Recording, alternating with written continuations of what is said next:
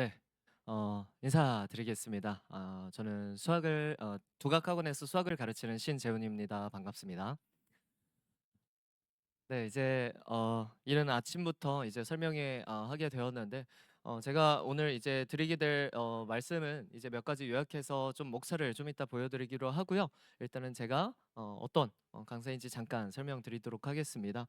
저는 중앙대학교 수학과 졸업했고 그다음에 이제 원장님 말씀해 주신 것처럼 작년에 이 대성학원과 두각학원에서 이 강사를 선발하는 프로그램이 있었는데 거기에서 이제 이 최종까지 올라서 지금 현재 두각학원에서 수업 진행하고 있고요. 지금 진행하고 있는 수업은 중학교 3학년 학생들 대상으로 선행 쭉 나가는 수업을 진행하고 있다라고 보시면 될 것 같은데 그다음에 이제 고등학교 2학년 학생들 내신까지 같이 수업 진행하고 있습니다. 네, 제가 이 말씀드릴 목차 크게 이렇게 세 가지 정도로 준비를 해봤고요. 사실 이제 이 중학교 3학년 입시에 대해서 2028 학년도 입시에 대해서 이제 발표가 된 지 거의 이제 반년 가까이 확정된 지 반년 가까이 된 것 같은데 이 대입 개편안에 대해서 간단하게 한번 말씀을 드리고요. 대입 개편안에서 사실 가장 이 큰 변화 중에 하나가 수학 과목이었던 것 같습니다. 그래서 이 수학 과목에 대한 이 어떤 이 학습 방향을 가지고 진행을 해야 될지 정리를 해드리고요. 그다음에 이제 중학교 3학년이 그래서 이제 수학 학습을 어떤 전략에 따라서 이 수학 학습을 해야 될 거냐. 물론 이제 사실 아이들한테도 이제 가장 얘기 많이 하지만 전략보다 중요한 거는 얼마나 공부를 잘 하느냐가 사실 훨씬 더 중요합니다. 전략보다는. 그래서 어쨌든 전략 입장이 학부모님들 입장에서 또 중요할 것이기 때문에 간단하게 한번 말씀드리고요. 그다음 제가 진행하고 있는 이 중학교 3학년 정규반 수업이 있습니다. 그래서 정규반에 대한 안내까지 같이 한번 해보도록 하겠습니다. 네, 먼저 대입 개편하고 수학 과목에 대한 정리를 좀 해볼까 하는데요. 가장 큰 변화라고 하는 것은 사실 내신 5등급제가 된다는 점 그리고 수능에 대한 얘기가 될 건데 사실 내신은 이제 5등급제가 된다라고 하는 것과 더불어서 수능이라고 하는 게 어떻게 변화를 할 것인가라고 하는 부분이 중요했었는데 수능은 그대로 9등급제가 유지가 됩니다. 그러니까 기존에 우리가 알고 있었던 4% 그리고 11% 해서 1등급, 2등급 컷이 결정이 되는 이 방향으로 진행이 될 거고요.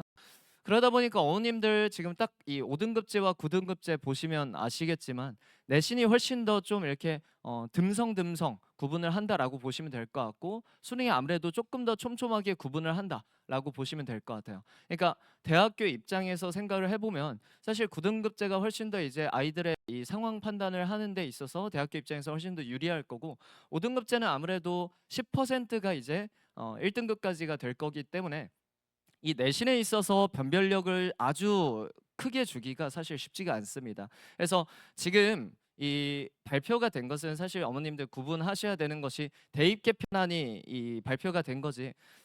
각각의 대학교에서 어떤 입학 전형에 따라서 아이들을 선발하겠다라고 하는 것이 나온 것은 아니기 때문에 사실 이것에 따라서 대학교가 어떻게 반응을 할지, 그러니까 한마디로 수능 위주로 이 선발을 할 거냐 아니면 내신 위주로 선발을 할 거냐 이런 거를 발표한 상황까지는 아닙니다. 근데 이제 어머님들 느끼실 수 있겠지만 5등급제보다 아무래도 9등급제가 훨씬 더 촘촘하게 아이들을 변별을 해주기 때문에 아무래도 수능에 있어서 조금 더 이 선발에 대한 이 욕구가 생기지 않겠냐라고 어느 정도 예상할 수 있는 부분이고요. 다만 제가 조금 이따가 말씀드리겠지만 수능도 그렇고 내신도 그렇고 나름의 약간 장단이 있는 형태입니다. 그러니까 대학교 입장에서 생각을 했을 때 그래서 이 어쨌든 5등급제와 9등급제의 차이 정도가 있다라고 말씀을 드릴 수 있을 것 같습니다. 두 번째로는 내신에 대해서 이 논소 수령을 확대하겠다라고 발표를 해 놓은 상태고요. 그러니까 아무래도 배점 자체가 원래 기존에 지금 서술형이 나오는 배점이 보통은 100점 만점에 한 20점 정도를 기준으로 생각하시면 될 것 같은데 20점에서 그거보다 약간 위 정도로 이해하시면 될 것 같습니다. 그 배점에 대해서 어느 정도 확대되겠다라고 이해하셔도 괜찮을 것 같고 그러다 보니까 사실 학생들이 문제를 푸는 거하고 또 서술형을 깔끔하게 이 배점을 맞아오는 거하고 느낌이 약간 다른 친구들이 있거든요. 특히 남학생들. 그래서 이 본인이 가지고 있는 풀이를 이렇게 차분하게 써내서 답까지 도출해내지 못하고 단순히 그냥 빠르게 풀어서 이 답만 내는 그런 친구들 입장에서 조금 위험해질 수 있다 정도로 말씀을 드릴 수 있을 것 같습니다. 그래서 각각의 과정을 이 본인이 어떤 과정, 어떤 근거에 의해서 문제를 풀어 나가는지에 대한 이 정확한 구분과 공부가 필요하다라고 볼 수 있을 것 같습니다. 그래서 내신 논술 수능이 확대된다는 점. 그리고 사실은 이제 가장 큰 이 변화가 수능 과목의 변화다라고 보시면 될 것 같고요. 이 수능 과목이 이제 대수하고 미적분원, 그러니까 과목에 대한 이름에 대한 어느 정도 정리가 필요할 것 같은데, 여기 제가 써놓은 공통수학이라고 한 게 현재 이제 고등학교 1학년 수학이 되겠고요. 아마 중3 이제 어머님들은 과목에 대해서 나름 이제 익숙해지시지 않았을까 싶기도 한데, 설명을 좀 해드리면, 대수 같은 부분은 수학 1이고요. 수학 1이랑 완전히 똑같은 과목이고요. 미적분 1이라고 하는 게 이 지금 현재 수학 2와 완전히 같은 과목이다라고 보시면 되겠습니다. 그리고 제가 여기다가 써놓은 게 미적분 2인데, 미적분 2가 현재 이제 이과 학생들이 진행하는 미적분 과목이다라고 보시면 될 것 같아요. 그래서 수능에서 일단은 대수하고 미적분 1이라고 한 게 결국 수학 1, 수학 2, 그리고 확률과 통계까지 해서 이 세 과목이 그대로 고정되어 있다라고 보시면 될 것 같습니다. 그러니까 지금은 이제 이공계 문과 계열 그리고 이과 계열 정도 나눠가지고 뭐 미적분하고 기하를 선택하냐 아니면 이 확률과 통계를 선택하냐 이 정도의 구분이 있는 건데, 이제 이 바뀌는 2028 학년도 대입부터 해서 수능이 이제 대수, 그러니까 수학 1과 수학 2, 확률과 통계, 현재 문과 과목이라고 보실 수가 있겠고, 이 문과 과목으로 그냥 고정을 시켜버리는 거예요. 그러니까 이공계 학생들 입장에서는 사실 미적분과 기하를 수능에서 보지 않습니다. 이게 이 수능에 있어서 가장 큰 변화다라고 보실 수 있겠고, 그래서 제가 좀 이따 다시 한번 말씀드리겠지만, 이 수능에서 미적분을 보지 않는다는 점, 기하를 보지 않는다는 점 때문에 사실 대학교 입장에서 어느 정도 고민이 될 수밖에 없거든요. 그러니까 이 미적분하고 기하를 보지 않고 이공계, 그러니까 뭐 이 자연과학 계열도 마찬가지고 공대도 마찬가지고, 미적분에 대한 기초 지식 없이 공대에서 학생들을 선발한다? 거의 있을 수가 사실 없는 얘기입니다. 그래서 수능에 있어서 아무래도 대학교 입장에서 어떻게, 특히 이공계 대학교 입장에서 어떻게 이 반응을 할지에 대한 이 이슈가 분명히 있는 상황이고요. 다만 내신이라고 하는 건 여전히 공통수학부터 해서 수학 1, 수학 2, 그리고 확률과 통계, 미적분과 기하까지도 해서 전부 다 상대평가로 남아 있는 상태입니다. 그러니까 원래는 이 기하 과목 같은 경우는 이 절대평가로 평가를 하게 되어 있는데, 지금 기존의 고등학생들 같은 경우는 이 기하까지도 해서 전부 다 이제 상대평가로 들어가다 보니까 아무래도 이제 이 확률과 통계까지 밖에 보지 않는다라고 하는 점이 이제 수능에서 약간 이 수능이 가지고 있는 어떻게 보면 단점이죠. 대학교 입장에서 생각을 해보면요. 근데 이제 내신까지 확인하게 되면 내신에서 어느 정도 미적분에 대한 공부를 확인할 수 있기 때문에, 그럼 대학교 입장에서 내신에 대해서 어느 정도 신경을 쓸 수밖에 없지 않겠냐라고 하는 게 이 주된 흐름이 되지 않을까 싶습니다. 그러니까 제가 느끼기에는 대학교 입장에서는 수능과 내신에 대해서 일장일단이 있다라고 볼 수가 있는 게, 이 내신 가지고만 근데 가게 되면은 내신이 아무래도 5등급제밖에 안 되다 보니까 좀 많이 러프하죠. 그러니까 1등급이다라고 하는 학생들이 너무 많아지다 보니까 이 대학교 입장에서도 이 변별이 좀 안 된다라고 하는 부분이 내신에서는 존재하는 건데, 다만 미적분과 기하라고 하는 소위 말해서 이과 과목이라고 하는 것을 내신에서밖에 판단을 할 수밖에 없기 때문에 사실 내신에 대한 얘기를 안 할 수가 또 없다 정도로 이해를 하시면 될 것 같습니다. 즉 다시 말해서 수능과 내신에 대해서 어느 정도 같이 보는 형태가 이제 이어지지 않을까라고 하는 것이 이 주된 예측이다라고 보시면 될 것 같습니다. 그래서 이제 학습 전략이라고 하는 것을 어떻게 그러면 짜는 게 좋을 것이냐라고 하는 부분이고요. 사실 제가 이제 중학교 3학년 아이들을 가르치고 있다 보니까 요새 수업에 대한 준비 그리고 수업에 대한 공부 마찬가지로 계속해서 해야 되겠지만, 입시에 대한 공부도 지금 이 수학에 대한 공부 못지않게, 수업 준비 못지않게 많이 하게 되는 것 같습니다. 그래서 이 수학 학습 전략을 어느 정도로 짜야 될 것이냐, 일단 첫 번째로 진도에 굉장히 집착해 계시는 경우가 상당히 많습니다. 근데 이제 제가 지금 가르치는 학생들도 제가 지금 하는 게 실력반이다 보니까, S반이다 보니까 실력반이거든요.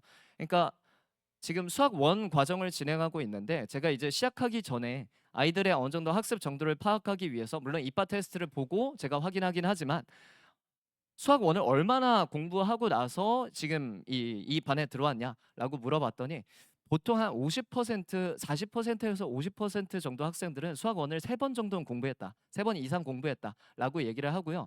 한 30% 학생들은 한두 번 정도 공부했다. 한 10% 정도만 수학원을 지금 처음 한다. 이렇게 답하더라고요. 그러니까 속도가 전반적으로 굉장히 빠르게 설정이 되어 있습니다. 다만 지금 어머님한테 꼭 하나 얘기 드리고 싶은 것은 3번 이상이라고 체크한 학생들이 그러면 2번 또는 1번 지금 공부했다라고 하는 친구들보다 그러면 훨씬 더 이 숙련도가 좋으냐라고 했을 때 그렇지가 않다는 점이에요. 그러니까 3번 이상 했으면 사실 굉장히 많이 반복했다라고 볼 수도 있는데 3번 이상 하는 학생들도 이제 기본적인 유형이 조금씩 빵꾸가 나 있는 경우들이 분명히 있고요. 한두 번 했다. 학습을 기존에 한두 번 했다라고 하는 친구들도 굉장히 잘 따라오는 유형에 대해서 빈틈이 그렇게 많지 않은 그런 친구들도 분명히 있습니다. 그래서 속도에 너무 집착을 하시는 것보다 물론 속도가 빠른 게 느린 것보다 훨씬 더 좋다라고 볼 수도 있습니다. 다만 확실히 하되 다만 이 숙련도의 문제다라고 하는 것이 가장 중요한 포인트다라고 말씀을 드리고 싶은 거예요. 그러니까 횟수나 아니면 어디까지 진도를 나갔냐라고 하는 부분도 물론 중요한 포인트 중에 하나인데요. 여기에서 했다라고 하는 기준을 어느 정도까지 했다라고 하는 기준이 이게 단순히 횟수 가지고 얘기가 되지 않는다는 거죠. 결국 얼마나 숙련도를 가지고 있느냐의 문제라는 거고 이 하나의 각각의 과정을 그래서 너무 이 속도에 따라서 그러니까 예를 들어서 수학원을 그냥 뭐 한 달 만에 끝냈다? 한 달 만에 끝내가지고 이 수학원을 어느 정도 깊이 있게 학습을 할 수 있는지 사실 잘 모르겠어요. 거의 힘들거든요. 그래서 이 속도에 너무 집착을 하시기보다 속도도 물론 중요하지만 그 깊이를 어느 정도 가져갈 수 있느냐에 더욱더 큰 이 중점을 두시고 이 학습 플랜을 짜는 게 중요하지 않나라고 말씀을 드릴 수 있을 것 같습니다. 그래서 현행을 일단 확실히 하고 그 이상의 여유가 있다면 이제 선행을 하는 것이 맞지 않겠냐라고 말씀을 드리고 싶은 건데 다만 이제 선행이 거의 안 된 상태로 만약에 이제 현행만 하면서 고등수학 내신을 본다라고 했을 때는 이 동네를 기준으로 해서는 사실 경쟁이 너무 심해서 거의 불가능에 가깝다라고 말씀드릴 수 있을 정도로 선행이 없이는 힘듭니다. 분명히 선행이 있으면 당연히 좋은 건데 당연히 한다면 고등학교 1학년 때부터 해서 우리 아이가 정신 차렸어요. 지금 제가 가르치는 친구들 중에는 사춘기 와 있는 친구들도 꽤 있거든요. 근데 고등학교부터 해서 빡세게 해가지고 이 고등학교 내신을 어느 정도 따갈 수 있느냐라고 했을 때 그렇지 않습니다. 사실 내신이 경쟁이 워낙 심하고요. 물론 아까 말씀드렸다시피 내신이 5등급제가 되면서 지금 현재 11%까지가 2등급인데요. 지금 이제 바뀌는 과정에서는 10%까지가 1등급이기 때문에 어떻게 보면 이제 기존의 2등급까지가 1등급이 된다라고 보시면 될 것 같아요. 근데 이게 그러면 10%라고 하는 요 선 정도까지 맞추는 게 만만하냐라고 했을 때 그렇지 않습니다. 굉장히 타이트하고요. 사실 2등급까지 맞춰내는 것도 이 동네에서는 굉장히 경쟁이 좀 심합니다. 그래서 이 선행을 하는 것 중요하다라고 말씀을 드리는 건데 다만 고등학교 들어가서부터 선행을 한다. 그러니까 고등학교 1학년 때 나는 선행을 해서 수학 1을 하고 수학 2를 한다라고 하는 과정이 사실상 거의 불가능에 가깝다고 보시면 될 것 같습니다. 그러니까 선행을 고등 과정 때 하는 건 거의 힘들고요. 고등학교 때는 현행에 내신에 집중을 해야 되는 거고 선행을 나간다면 보통은 방학 때 방학 특강을 통해서 나가는 경우가 많은 것 같습니다. 다만 방학도 방학이지만 원래 이제 중학교 3학년이라고 하는 시간이 보통 이렇게 내신이 그렇게 타이트하지 않고 시간이 길기 때문에 선행을 나간다면 이 중3 때까지 해서 마지막 기회라고 생각하시고 차분하게 진도를 밟는 것이 중요하다라고 말씀드릴 수 있을 것 같습니다. 그래서 속도보다는 깊이에 강조를 두면서 학습 플랜을 짜고 선행을 잡아주시면 되겠다라고 하는 건데 다만 이 부분에 있어서 이제 고민이 좀 많이 되는 거죠. 이 과목이라고 하는 부분을 그러니까 지금 현재 이 확률과 통계라고 하는 게 수능에 들어가고요. 미적분하고 기하는 수능에 들어가지 않고 근데 내신에는 또 미적분하고 기하가 들어가기 때문에 여기에서 어떤 중요도에 따라서 학습을 해야 될 것이냐라고 하는 것이 고민이 될 수밖에 없는 건데 일단 첫 번째로 중학교 3학년 학생들 입장에서 수학 1이나 수학 2는 내신 그리고 수능까지 본다 하더라도 시간이 좀 많이 남아 있습니다. 일단 첫 번째로 중요한 것은 첫 번째 1학년 때 내신을 어느 정도 따가느냐가 상당히 중요할 수밖에 없겠고요. 그래서 이제 공통수학 1, 2를 이제 가장 메인으로 잡는 것이 괜찮겠고 다만 이제 이 수학 1, 2 그리고 미적분까지를 놓고 봤을 때 제가 이제 가장 고민한 것은 사실 여기까지는 뭐 고민이 전혀 안 됐어요. 수학 1하고 수학 2까지 해서 공통수학 가장 중요하겠고 그다음 수학 1, 2가 그다음 중요한 건 뭐 누구나 다 동의할 만한 상황이 될 것 같고 다만 이제 이제 이 확통이나 미적분 그리고 기하에 대한 순서가 어떻게 될 것이냐라고 하는 부분인데, 이 확률과 통계가 아무래도 수능에 들어가다 보니까 수능에, 그리고 제가 이제 판단하는 근거 중에 또 하나는 수능이 9등급제로 여전히 유지가 돼 있고 내신은 5등급제라는 점. 그러니까 수능에 아무래도 조금 더 이 방점을 둔다라고 했을 때 확률과 통계가 그다음 중요하다라고 볼 수도 있을 것 같습니다. 그다음 미적분 이렇게 순서를 잡아뒀는데, 다만 이제 이 똑같은 한 과목 한 과목해서 나와 있지만 이 양이라고 할까요? 이 양과 난이도를 놓고 봤을 때 이 미적분 과목이 사실 확률과 통계에 최소 한 2배 정도는 가져간다고 보시면 될 것 같아요. 걸리는 시간이나 숙련도 이런 부분, 난이도 같은 부분들을 생각했을 때 전부 다 난이도도 2배고 양도 2배고 모든 게 다 2배다라고 보시면 될 것 같고, 그러다 보니까 확률과 통계를 메인으로 확률과 통계가 분명히 중요한 과목이라고 볼 수가 있겠죠. 수능에서 보니까. 다만 이 그렇다고 해서 확률과 통계 메인을 잡고 가게 되면은 특히 이공계열로 갈 학생들 같은 경우는 미적분에 대한 볼륨, 그러니까 양을 무시할 수가 없습니다. 그래서 순서를 따졌을 때 확률과 통계를 먼저냐 미적분이 먼저냐라고 했을 때 오히려 미적분을 먼저 가져가는 것도 나쁘지 않다라고 말씀드릴 수 있을 것 같아요. 그래서 과목별 중요도를 이 정도로 잡아드리도록 하겠습니다. 그래서 이 정도로 일단은 중학교 3학년의 수학학습 전략을 저는 설정을 했고요. 그다음 제가 진행하는 이 수업에 대해서 소개해드리도록 할게요. 자, 커리큘럼입니다. 제가 1년 이 과정을, 중학교 3학년을 제가 개강한 게 작년 12월 중순. 그러니까 중학교 2학년 학생들 12월 중순부터 개강해서 지금 쭉 이끌어 오고 있는데, 지금 4월까지 해서 공통 수학 이 과목에 대해서 진행을 했고요. 그다음 현재 진행하고 있는 과목은 수학 원 대수 파트를 진행하고 있습니다. 그래서 제가 이 과목별로 2달 정도를 시간을 잡아서 조금 천천히 나가는 편인 게, 한 과목을 할 때 사실 이게 과목이 너무 많다 보니까 빠르게 진행을 하다 보면 애들 머리에 들어오는 게 사실상 거의 없어요. 그리고 금방 까먹습니다. 그러니까 과목이 지금 뭐 공통 수학도 해야 되고 수학 1, 2 그리고 미적분 확률과 통계를 놓고 봤을 때 사실 과목이 굉장히 많기 때문에 애들 수학 2 하고 있을 때쯤이면 공통 수학 다 까먹습니다. 어느 정도 약하게 선행을 나가 놓으면, 그러니까 단순히 속도에 집착해서 나가 놓으면 어차피 다 까먹어요. 그래서 한 번 할 때 집중력 있게 좀 빡시게 집중해서 이 선행을 나가 놔야지 이게 어느 정도 기억이 남아 있는 상태에서 유의미하다라고 말씀을 드릴 수 있을 것 같고요. 그래서 한 과목도 한 2달 정도 시간을 잡고 이 천천히 나가는 수업이다라고 보시면 될 것 같습니다. 그래서 이 6월 말에 내신 기간 3주 정도를 제외하고 이렇게 내신 이 진도를 나가면서 아이들 진도를 잡는 수업이다라고 보시면 될 것 같고요. 그래서 이 수학 1과 수학 2까지 나가는 건 당연한 거고, 이제 9월부터 11월 정도까지 해서 이공계 학생들, 보통 이공계가 많기 때문에 미적분에 대한 얘기 진행하도록 하겠고요. 미적분에 대한 얘기는 기본적인 얘기부터 진행을 할 예정입니다. 12월부터 해서는 아무래도 이제 학생들 고등학교 1학년 입학을 앞둔 시점이기 때문에 공통수학이 더더욱 중요해지는 시점이다라고 말씀을 드릴 수 있을 것 같고, 그래서 12월부터 공통수학 그리고 확률과 통계가 또 이제 못지않게 중요한 과목이 돼버렸기 때문에 방학 특강 정도 이용해서 확률과 통계가 진행이 된다라고 보시면 될 것 같습니다.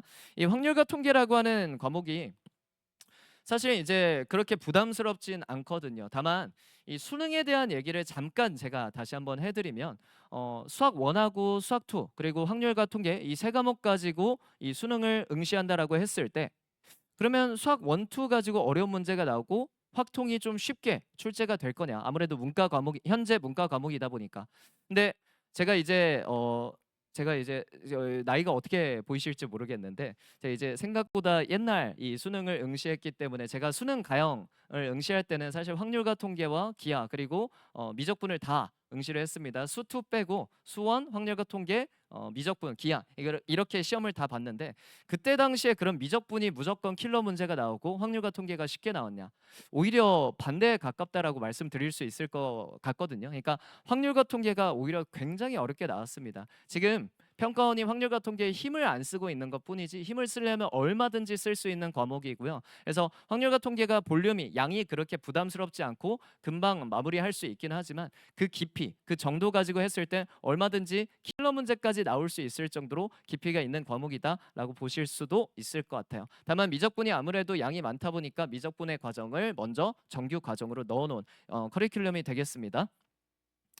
자, 그래서 개강 자체는 사실 이제 5월 3일 이제 5월 초에 대수 파트 개강을 했고요. 주 2회 수업으로 나가고 있고, 제가 이제 이 학부모님들한테 보통 주 2회 수업이라고 안내가 나가지만 이 주말 클리닉까지 해서 진행을 하고 있기 때문에 주 3회로 생각을 해달라라고 말씀을 드리는 편이에요. 그래서 주말 하루까지 이용해서 토요일, 일요일 둘 다 클리닉을 하는데요. 이 토요일, 일요일 둘 중에 하루 정도까지 해서 이 주 3회 수업으로 생각을 해달라라고 하는 편입니다. 아무래도 수학 과목은 어머님들도 잘 아시겠지만 이 수업을 듣는 걸로 해서 마무리가 되기가 거의 힘듭니다. 그러니까 최상위권 가지고 얘기를 하자면 사실 질문이 그렇게 많지 않아요. 오히려 최상위권으로 갈수록 본인들이 알아서 좀 해결을 하는 측면이 있는 것 같고, 중위권에서 중상위권, 상위권까지 해서 질문에 대해서 어느 정도 마무리가 돼야지 결국은 이 수학이 어느 정도 마무리된다라고 볼 수가 있기 때문에 클리닉이라고 하는 것이 결국 수업 못지않게 상당히 중요하다라고 강조를 드리는 편인 것 같고요.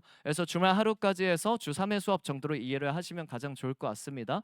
해서 진행이 되는 게 개념과 유형 실력으로 진행이 하는데, 애들이 이제 수학 원을 3번 이상 했다 하더라도 유형에 대해서 은근히 불안한 경우가, 그러니까 한 10가지의 유형이 있으면 한 2가지 정도 또는 1가지 정도의 유형은 빵꾸가 나 있는 경우도 꽤 있습니다. 그래서 유형에 대해서도 일부분 다룬다라고 보시면 될 것 같고, 아무래도 이제 실력 문제, 그러니까 뭐 고쟁이로 제가 난이도에 대한 예시를 드리긴 했지만 모의고사 4점 이 중킬러 기출, 그러니까 고3 기준으로 말씀드려서 고3 기준 중킬러 정도 이상까지도 다룬다라고 보시면 될 것 같아요. 중킬러도 일부 다루고 킬러는 아주 극소수지만 어느 정도 다룬다라고 보시면 될 것 같습니다. 과제는 제가 매주 한 150문제 정도 분량이 나가고 있는데, 다만 이제 이 학생들별로 입반 테스트를 봐야지 이제 저희 반에 들어올 수가 있는데, 이 입반 테스트를 똑같이 보고 들어온다 하더라도 어느 정도 이 학습의 정도가 차이가 분명히 있습니다. 그래서 제가 워크북을 제공할 때 스텝 1, 2, 3로 각 단원마다 나눠서 워크북이 나가고요.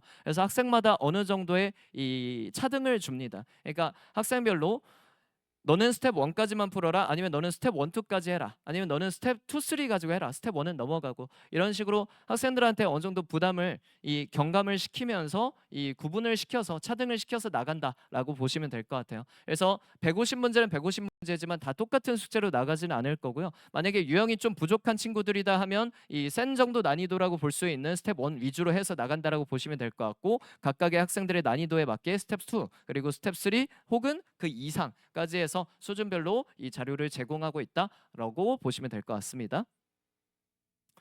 네, 수업 특징에 대한 말씀을 몇 가지 드려볼까 하는데, 사실 제가 이제 어, 아이들한테 제공할 목적으로 이제 유튜브에다가 영상을 몇 가지 올리고 있거든요. 그러니까 학생들이 이 복습 영상도 복습 영상이고요. 그리고 복습 영상뿐만 아니라 어느 정도 도움이 될 만한 뭐 모의고사 해설 강의라든가 이런 것들을 몇 가지 올리고 있는데, 제가 잘 모르는 학생들이 저를 이렇게 댓글로서 평가를 해주더라고요. 감사하게도. 그래서 제 강의에 대한 몇 가지 특징이 될 수 있을 것 같아서, 아무래도 수강생이 아니다 보니까 저를 이 영상으로만 접한 친구들이 가장 잘 평가해 줄 수 있을 것 같아서 몇 가지 가져와 봤습니다. 그래서 이 차근차근 알려주는 편이고요. 저는 지금 제 말투에서 느끼실지 모르겠지만 조금 차분하게 얘기를 해주려고 하는 편이고, 가끔가다 아이들이 저를 자극하면 흥분을 하기도 하지만 어느 정도 차분차분하게 얘기를 해주는 편이다라고 볼 수 있을 것 같습니다. 그래서 이렇게 뭐 강의 뭐 괜찮다 뭐라고 말씀해 주시는 것 같고요.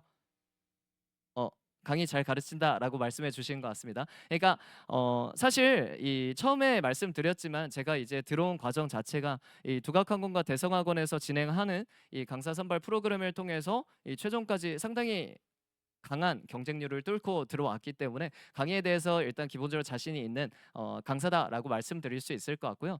이 강의력에 자신이 있다라고 하는 기준이 무엇일까라고 했을 때 저는 수업에 있어서 가장 중요한 것이 이 당위성이라고 생각을 하는 것 같아요. 그러니까 당위성이라고 하는 부분은 사실 이 풀이라고 하는 것이 제가 아이들한테 제시를 하게 되면, 물론 이제 같은 문제가 나오게 되면 얘기가 좀 다릅니다. 같은 문제가 나오면 그 문제가 어떻게 가는지 기억만 하고 있으면 문제를 풀 수가 있어요. 근데 사실 수학 문제라고 하는 게 그렇지가 않죠. 수학이라고 하는 게 설사 비슷한 문제가 나온다고 한들 결국 상황과 숫자가 바뀌어서 나올 수밖에 없는 거고, 그 상황과 숫자가 바뀌어서 나온다라고 했을 때 이 풀이를 납득하지 못하고 있으면 꺼낼 수가 없어요. 그러니까 우리가 가지고 있는 풀이가 한 20가지다라고 쳤을 때 그 20가지 안에서 결국 아이들이 선택을 할 수 있어야 되는 건데, 이 근거가 없으면 아이들이 결국 떠올리지 못한다는 거고, 떠올리지 못하는 풀이는 저는 좋지 않은 풀이라고 생각을 하기 때문에, 설사 조금 빠르게 갈 수 있는 풀이다 하더라도 저는 고민을 하는 거예요. 그러니까 학생들이 과연 이거를 시험장에서 생각해 낼 수 있는 풀이인가라고 한 걸 고민해서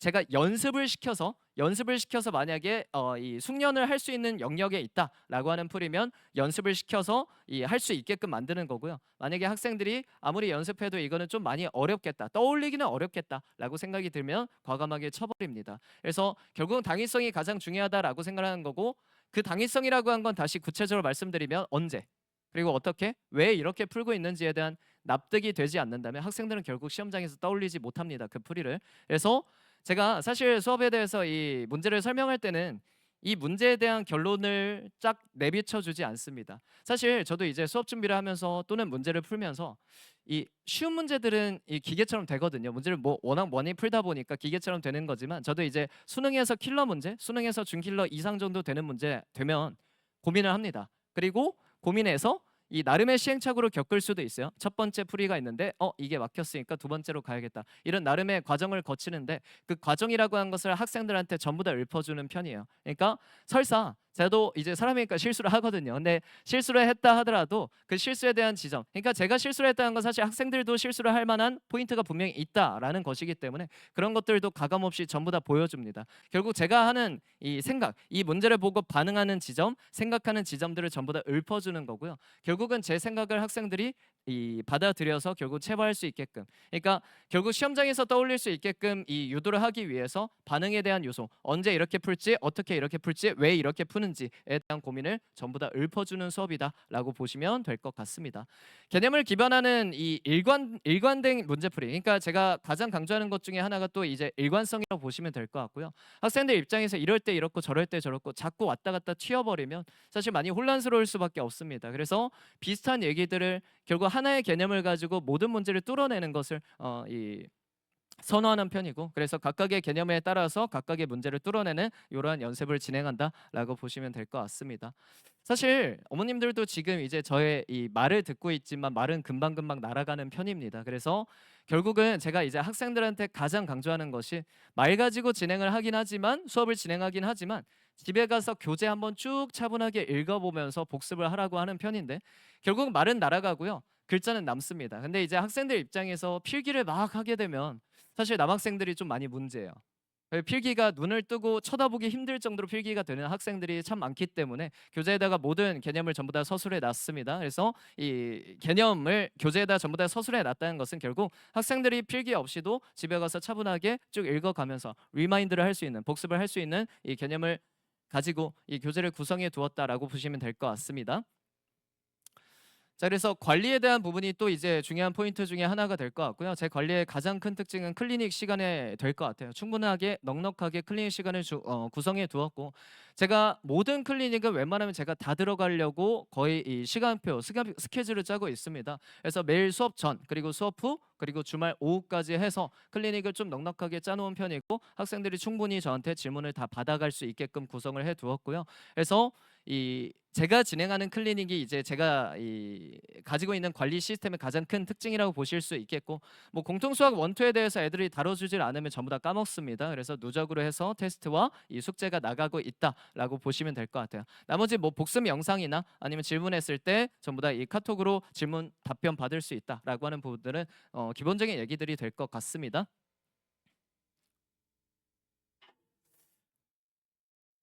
네. 관리에 대해서 한 가지만 더 말씀드리면, 사실 학생들 이제 오답 테스트를 저 때는 사실 가위로 다 오려 가지고 뭐 오답 노트를 따로 만들고 했었는데, 학생들 입장에서 이제 손이 가지 않게끔 전부 다 오답 문제들을 제가 다 기입을 엑셀에다 해 놓고 있습니다. 해서 이 오답 노트를 개별적으로 해서 숙제에서 틀린 문제들 싹 다 나간다라고 보시면 될 것 같고요. 제가 여기다 띄워 놓은 것은 이 퀴즈에 대한 해설지를 제가 이러한 방식으로 제공하고 있습니다. 그러니까 안타깝게도 제가 답을 제공하지 않고요. 이 답을 꺼내기 위한 과정까지를 손필기로 제공하고 있습니다. 결국은 학생들 손으로 직접 해봐야지 수학은 되기 때문에 손필기 정도로 해서 이 과정 정도를 담아주는 거예요. 이 문제에서 어떤 생각을 해야 되는지, 어떤 풀이를 통해서 문제를 진행해야 되는지 손필기를 퀴즈마다 제공하고 있고, 학생들은 그럼 이 퀴즈를 참고할 수는 있겠지만 답은 써 있지 않기 때문에 본인의 손으로 직접 이 오답을 해보는 시스템이 되겠다라고 말씀드릴 수 있을 것 같습니다. 오답 노트 잠깐 보여드리도록 하겠고요. 제 순서는 여기까지 하도록 하겠습니다. 사실 제가 이제 학생들 가르치면서 매년 느끼는 것이 1년 1년이 너무 빠르다라는 생각이 많이 들더라고요. 저도 나이 빠르게 먹고 있는 것 같고, 학생들 입장에서도 이제 3학년 지나고 1학년 지나고 2학년 지나고 하는 과정들이 사실 굉장히 시간이 빠르고 이 촘촘하게 진행이 되어야 하기 때문에 학생들 입장에서 1년 또는 6개월 이 정도 기간 해서 만약에 놓치는 기간이 생긴다 하면은 그만큼 구멍이 크게 생기지 않을 수가 없는 것 같습니다. 상당히 빠르게 진행되는 거고 밀도 있게 진행이 될 수밖에 없기 때문에 소중한 시간이라고 말씀드릴 수 있을 것 같고, 소중한 시간, 의미 있는 시간이 될 수 있도록 노력하겠다라는 말씀으로 마무리 지어보도록 하겠습니다. 들어주셔서 감사합니다. 여기까지 하도록 할게요.